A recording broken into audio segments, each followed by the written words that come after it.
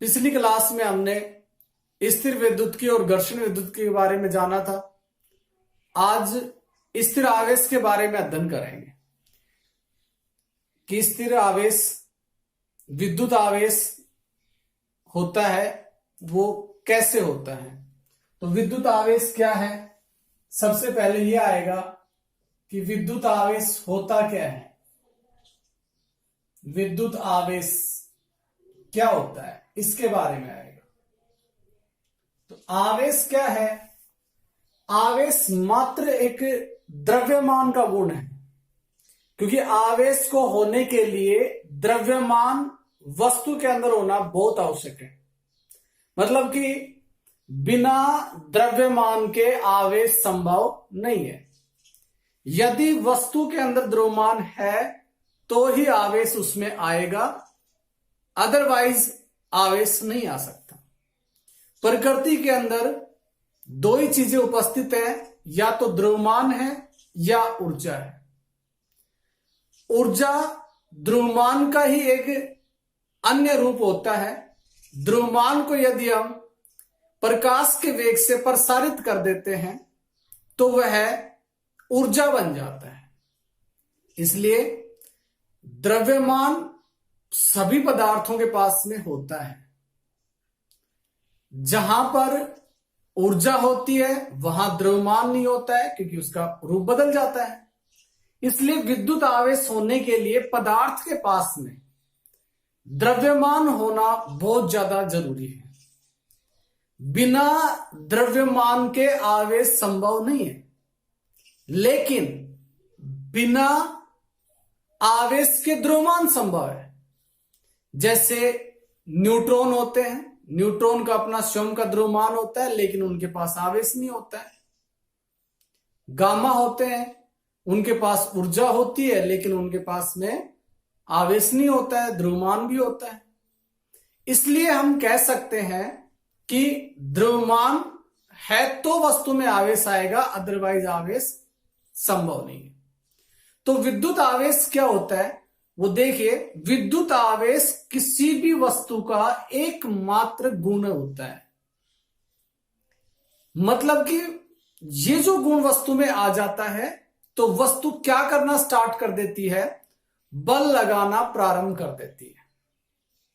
जब वस्तु बल लगाती है तो तुम्हें पता है पृथ्वी बल लगाती है तो हमें आकर्षित करती है, सूर्य बल लगाता है तो पृथ्वी को आकर्षित करता है।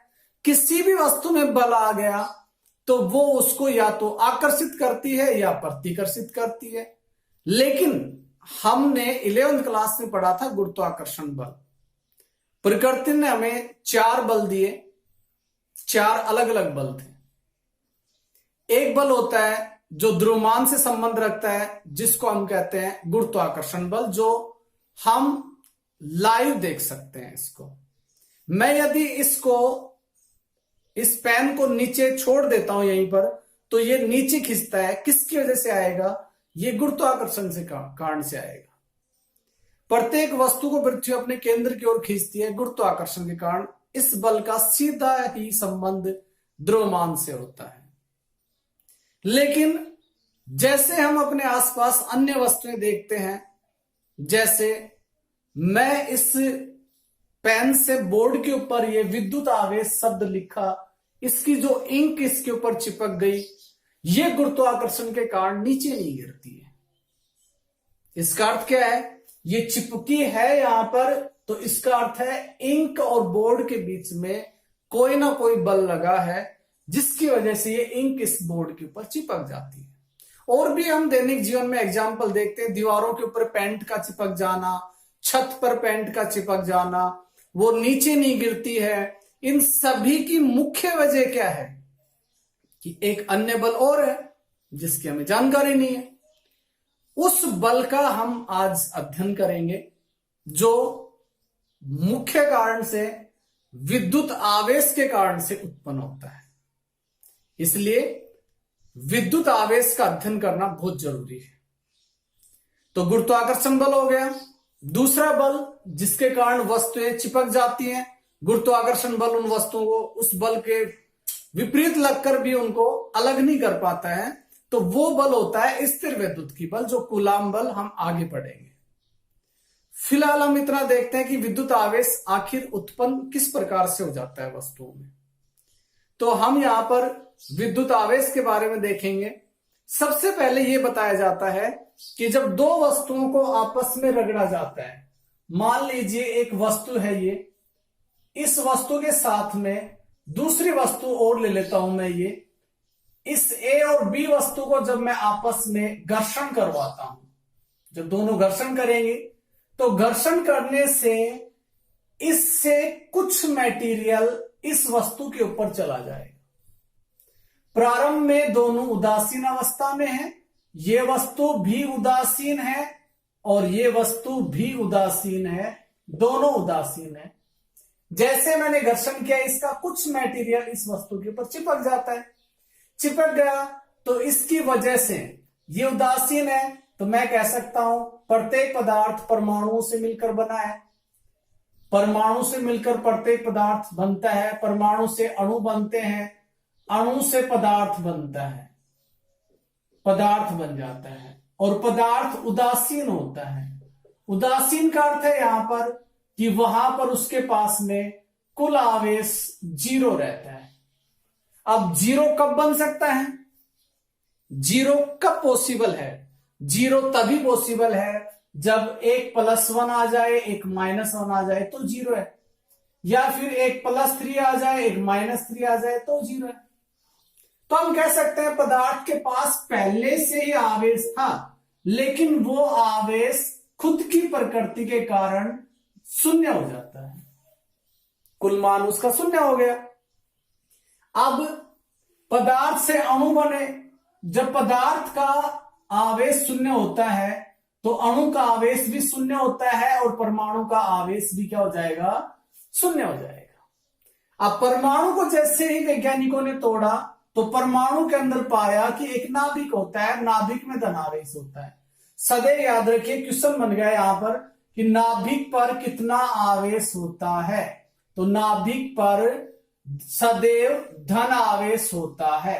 सदैव कैसा आवेश होता है? धन आवेश होता है, पॉजिटिव आवेश रहेगा। इसके बाद में क्वेश्चन बनता है अपने पास में कि परमाणु पर कितना आवेश होता है, तो परमाणु पर आवेश होता है, परमाणु पर सदैव सम ऑफ आवेश इक्वल टू 0 होता है। इसके बाद बात करते हैं हम किसकी? हम बात करेंगे कि भाई जो अपने पास अणु है, अणु पर कितना आवेश होता है, तो अणु पर भी सम ऑफ क्यू इक्वल टू क्या होता है? 0। तो ये क्वेश्चन बन जाते हैं अपने पास में कैसे कैसे आवेश होता है। इसके पश्चात जो परमाणु का नाभिक है, इसके चारों ओर इलेक्ट्रॉन चक्कर लगाते हैं। परमाणु के नाभिक के अंदर प्रोटॉन प्लस में न्यूट्रॉन उपस्थित रहते हैं, सदैव उपस्थित रहते हैं। और ये प्रोटॉन और न्यूट्रॉन जिस बल से बंधे हुए हैं वो है परबल नाभिकीय बल, जो प्रकृति का सबसे बड़ा बल है। परबल नाभिकीय बल इस प्रकृति का सबसे स्ट्रॉन्ग बल है, इस बल को तोड़ना काफी मुश्किल होता है। इसके बाद में जो नाभिक में प्रोटॉन होते हैं वो इलेक्ट्रॉन को आकर्षित करते हैं। क्यों? क्योंकि इलेक्ट्रॉन प्रोटॉन धनावेशित होते हैं, न्यूट्रॉन उदासीन होते हैं, इन पर कोई आवेश नहीं होता है। इलेक्ट्रॉन पर ऋण आवेश होता है तो ये इसको क्या करते हैं? आकर्षित करते हैं। तो ये जो बल होता है ये होता है, दूसरा बल होता है, ये दुर्बल नाभिकीय बल है।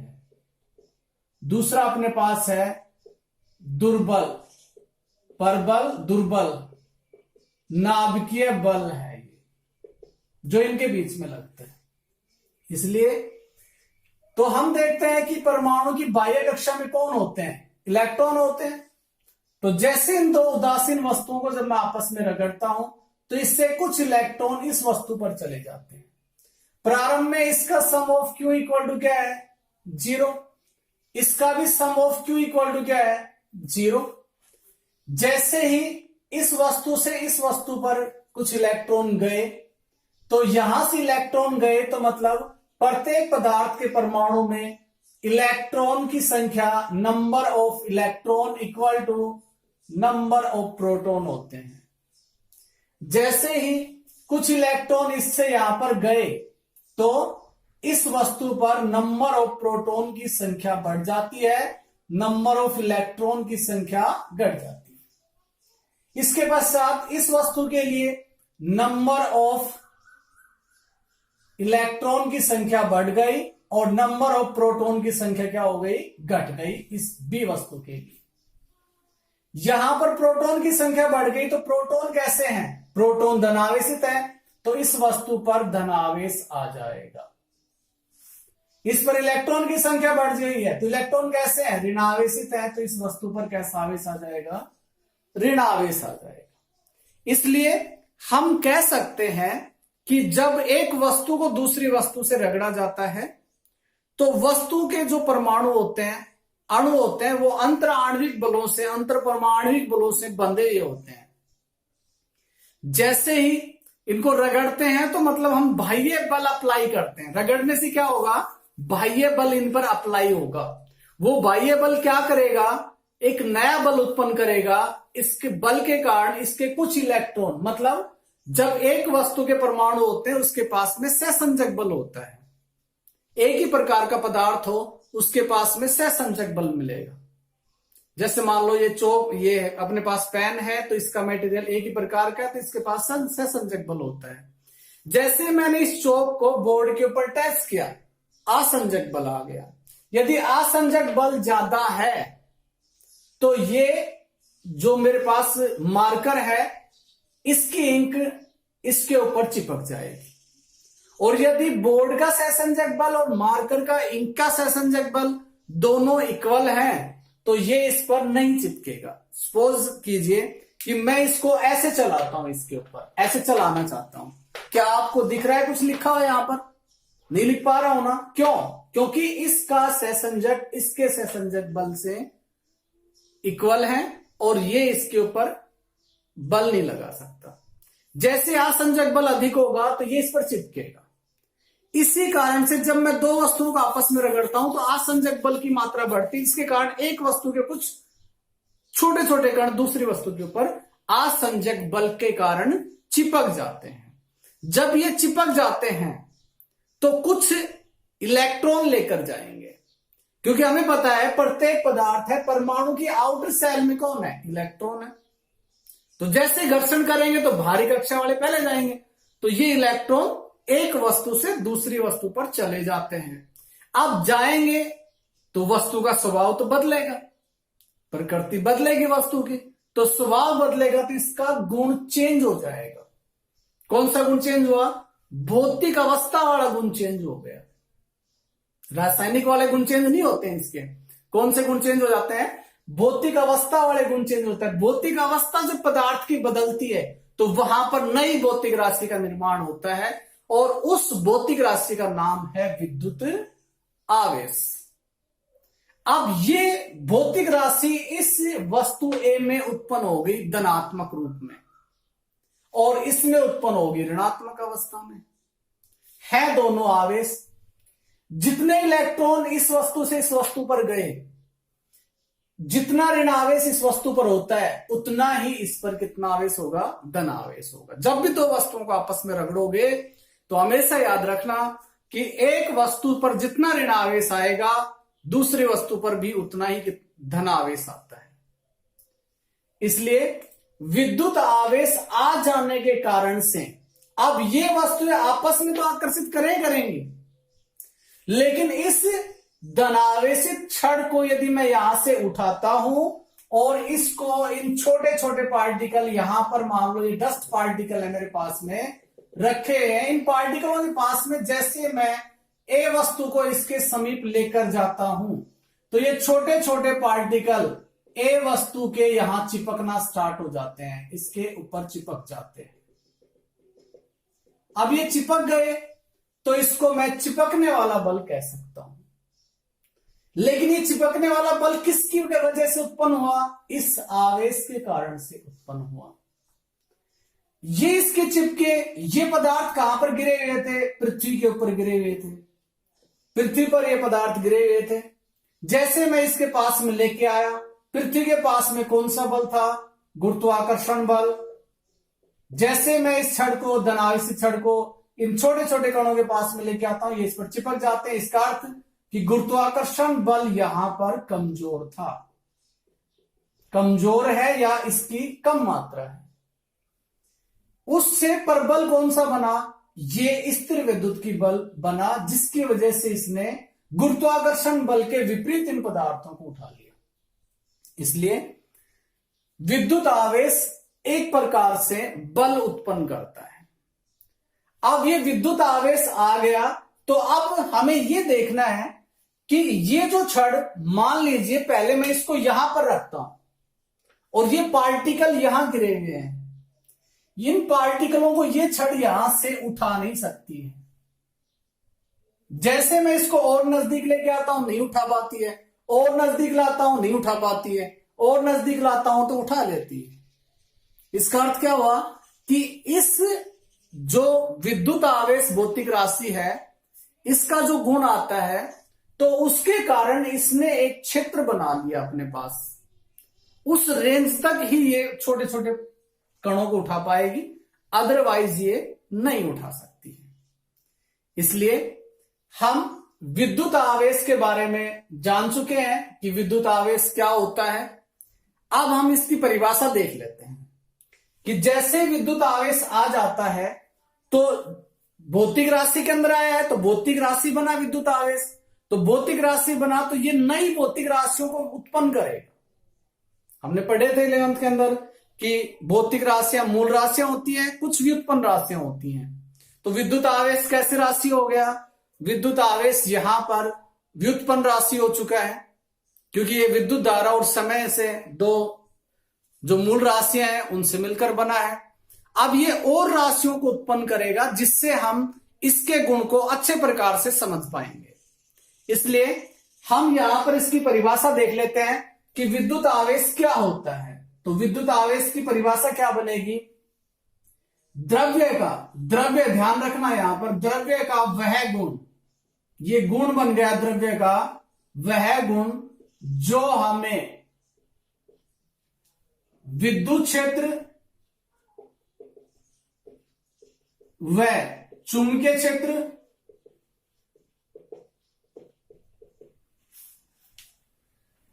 के प्रभाव व उनके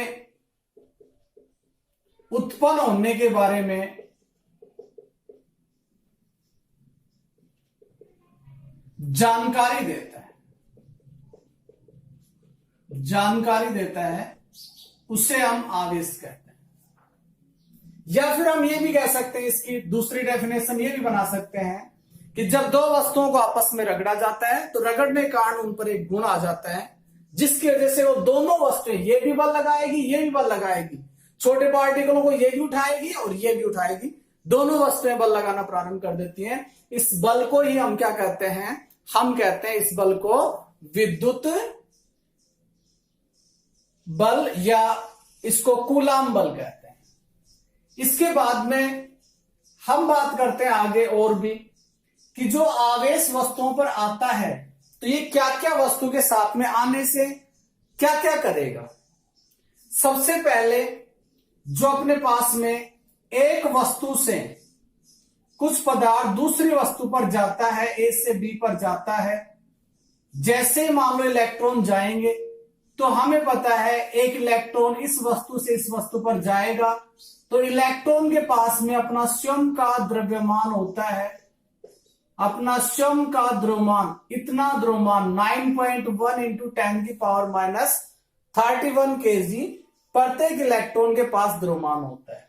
तो जैसे ये इलेक्ट्रॉन यहां से यहां जाएगा तो इस वस्तु के पास में इतने द्रव्यमान की वृद्धि हो जाएगी और इस वस्तु के पास में इतने ही द्रव्यमान की कमी आ जाएगी। तो इसके पास में द्रव्यमान की क्या आ गई है? कमी आ गई, मतलब इस वस्तु का द्रव्यमान घट चुका है, इसका बढ़ चुका है। अब यहां इंपॉर्टेंट क्वेश्चन बन गया है कि जब दो वस्तुओं को आपस में रगड़ा गया, एक वस्तु पर धनावेश आ गया, एक वस्तु पर ऋणावेश आ गया, तो किस वस्तु का द्रव्यमान अधिक होगा? तो मैं यहां पर कहूंगा कि ए वस्तु का द्रव्यमान बी वस्तु से क्या होगा, अधिक होगा। यहां पर सॉरी, बी वस्तु का द्रव्यमान ए वस्तु से क्या होगा, अधिक होगा। तो ये यहां पर देखने को मिलेगा कि किस प्रकार से होगा, क्योंकि इस पर इलेक्ट्रॉन बड़े हैं तो यहां पर द्रव्यमान बढ़ा, यहां द्रव्यमान क्या हो गया, घट गया। तो ए वस्तु का द्रव्यमान घटेगा, बी वस्तु का द्रव्यमान क्या होगा, बढ़ेगा। तो ये दोनों वस्तुओं के ऊपर द्रव्यमान की कमी आएगी। लेकिन एक बात ध्यान रखना, यहां पर द्रव्यमान कम या ज्यादा होने से ऐसा संभव नहीं है कि ये स्थिर विद्युत की कूलाम बल ज्यादा लगाएगी, ये कम लगाएगी, ऐसा नहीं होता है। बल तो उतनी ही मात्रा में लगाएंगे दोनों के दोनों। क्यों? क्योंकि इसका द्रव्यमान घटा, इसका द्रव्यमान बढ़ा, तो इसका द्रव्यमान घटने से जो बल लगाएगी, इसके द्रव्यमान बढ़ने से वही बल ये लगाएगी। इसलिए स्थिर विद्युत की कूलाम बल पर कोई प्रभाव नहीं पड़ता है, दोनों वस्तुएं समान बल लगाएंगी।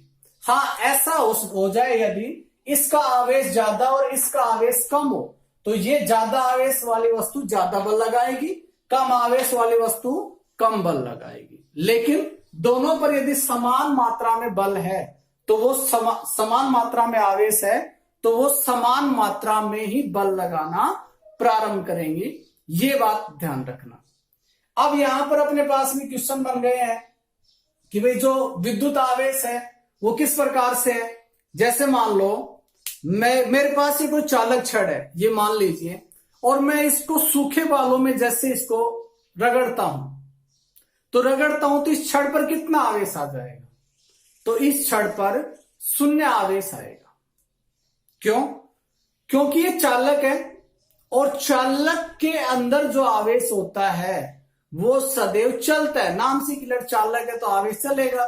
तो ये क्या करेगा, आवेश, मेरे हाथ भी चालक है, बॉडी भी चालक है, तो शरीर में चला जाएगा, छड़ पर आवेश उपस्थित नहीं रहेगा। एक और बात आपने देखी होगी कि जैसे टीवी के अंदर एडिंग के अंदर देखते हो तुम कि एडें आती हैं काफी, जिसके अंदर एक व्यक्ति किसी स्विच को टच करता है और उसके बाल खड़े हो जाते हैं। देखा होगा आपने, वो स्विच को टच करता है, उसके बाल ही क्यों खड़े होते हैं? हम हंसते हैं कि बाल खड़े हो गए। उसका मुख्य कारण क्या है? उसका मुख्य रीजन है ये विद्युत आवेश, कि जैसे वो करंट को टच करता है व्यक्ति, तो उसके बाल खड़े होने की वजह क्या थी कि आवेश सदैव वस्तु के नुकीले सिरों पर प्रवेश करता है। तो जैसे हमारा शरीर है, तो हमारे शरीर का सबसे नुकीला भाग क्या है? हमारे हेयर, बाल। तो जैसे वो व्यक्ति किसी करंट को छूता है, तो सबसे पहले बाल खड़े हो जाते हैं, क्योंकि बाल नुकीले में आते हैं, इसलिए सारा आवेश बालों पर ट्रांसफर होता है। तो ये एग्जाम्पल दैनिक जीवन में हम देखते भी हैं।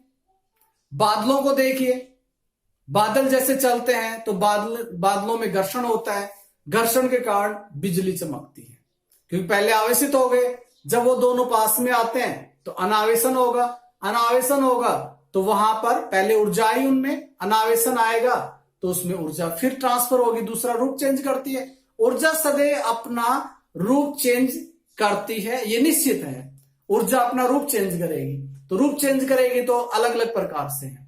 मान लीजिए ये मेरे पास है, यहां पर रखा हुआ है, मैंने इसको जैसे यहां से उठाया ऊपर, तो इसमें स्थितिज ऊर्जा की वृद्धि होती चली गई। मैं इसको बाह्य बल लगाया, मेरे हाथ से उठा लिया मैंने इसको, स्थिर ऊर्जा इसकी बढ़ गई है। जैसे मैं इसको यहां से छोड़ता हूं, तो ये एक प्रकार की साउंड करेगा, तो स्थितिज ऊर्जा इसमें मैंने इसके अंदर उत्पन्न की, इसके दी स्थितिज ऊर्जा।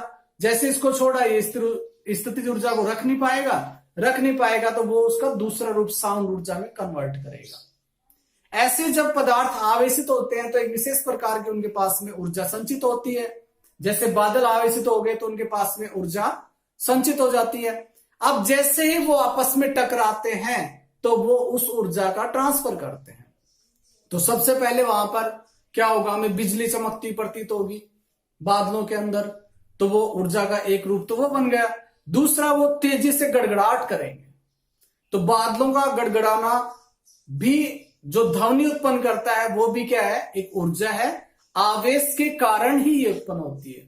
और भी लगा लीजिए अपने दैनिक जीवन में, जैसे सर्दी के दिनों में हम ऊनी कपड़े पहनते हैं, ऊनी कपड़ों को हमने पहन लिया, पहनने के बाद में जैसे हम अपने शरीर से अलग करते हैं तो उनमें देखा होगा तुमने, आग सीख लगती है, उसमें चिंगारियां सीख उत्पन्न होती हैं, चिंगारियां उठती हैं, तो हम देखते हैं कि ये क्या हो रहा है, वो भी आवेश के कारण ही होता है। या फिर कोई नायलॉन की शर्ट लगा लो, सूती कपड़ा तो इतना नहीं करता है, लेकिन नायलॉन की शर्ट जैसे तुम यूज करोगे तो नायलॉन की शर्ट में क्या होता है, घर्षण ज्यादा मात्रा में उत्पन्न होता है, और घर्षण ज्यादा मात्रा में उत्पन्न होने के कारण जैसे उसको शर्ट को अलग करोगे, या फिर तुम अंधेरे कमरे के अंदर जाओ और उस शर्ट को अलग करो, तुम्हारी बॉडी भी चमकती हुई प्रतीत होगी। इसलिए विद्युत आवेश एक विशेष प्रकार की ऊर्जा उत्पन्न करता है।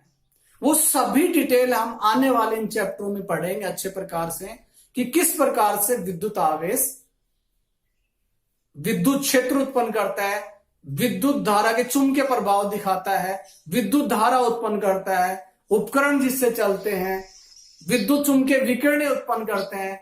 आज काफी मात्रा में हम देख रहे हैं मोबाइल वगैरह के यूज हो रहे हैं, इंटरनेट का, वाईफाई, वायरलेस, ये सब कुछ सिस्टम चल रहा है, विद्युत चुंबकीय तरंगों के द्वारा ही चल रहा है। तो ये सारे किसकी वजह से संभव हो पाए, इस आवेश की वजह से संभव हो पाए। इसलिए आवेश का हम डिटेल से अध्ययन करेंगे कि आवेश किस प्रकार से होता है।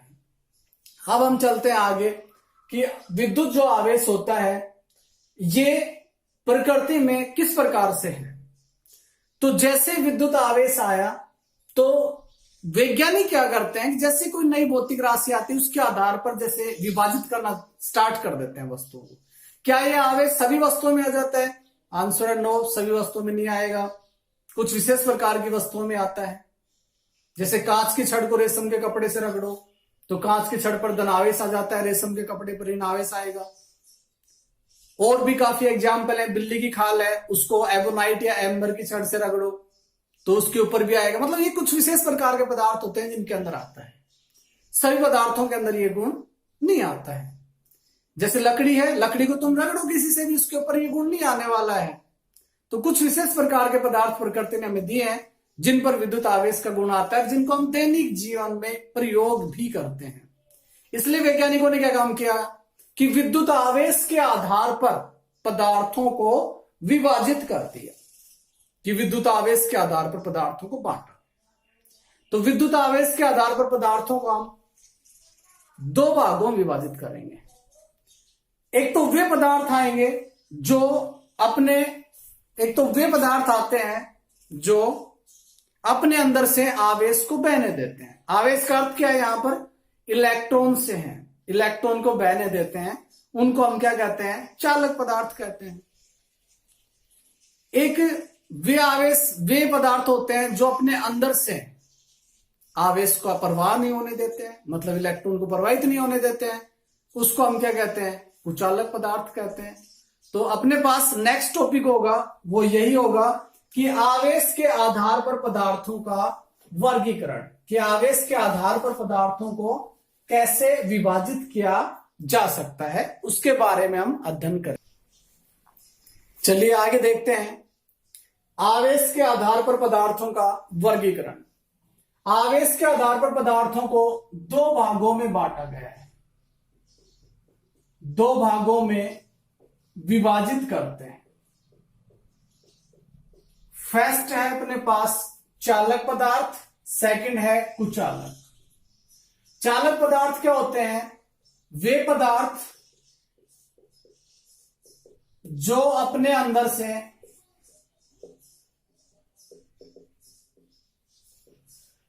आवेश को प्रवाहित करते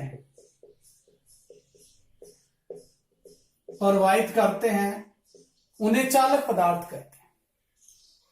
जैसे फॉर एग्जाम्पल इसके अंदर लेते हैं, फॉर एग्जाम्पल आ गया चांदी, आ गया तांबा, ठीक है, एल्यूमिनियम, या हम कह सकते हैं सभी धातुएं कह सकते हैं, अपने अंदर से आवेश को प्रवाहित होने देती हैं। कुचालक पदार्थ इससे थोड़ा सा डिफरेंट है बस, कि वे पदार्थ जो अपने अंदर से आवेश को प्रवाहित नहीं होने देते उन्हें क्या कहेंगे, कुचालक पदार्थ।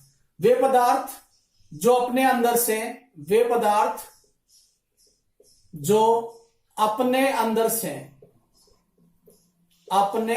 से विद्युत आवेश को प्रवाहित नहीं होने देते हैं, उन्हें कुचालक पदार्थ कहते हैं।